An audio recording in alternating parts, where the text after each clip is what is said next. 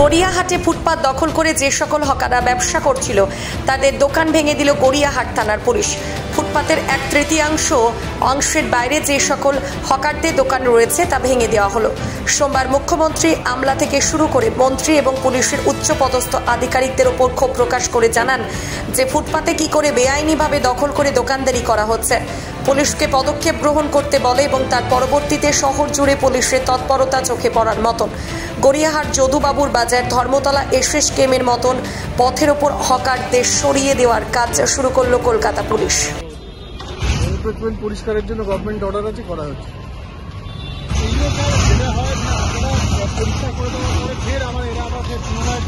আবার পরিষ্কার করা হবে। নিয়ম ভাঙার যে নিয়ম ভাঙবে, যে টিনের সেট করা হচ্ছে, এই টিনের সেটটা 1/3 মেপে করা হচ্ছে। তার বাইরে যে দোকান লাগায় পুলিশে দিয়েছে, তার মাল সিজ করে বা টেস্ট করে, সেটা ইউনিয়ন কোনোভাবে বিরোধ করবে না।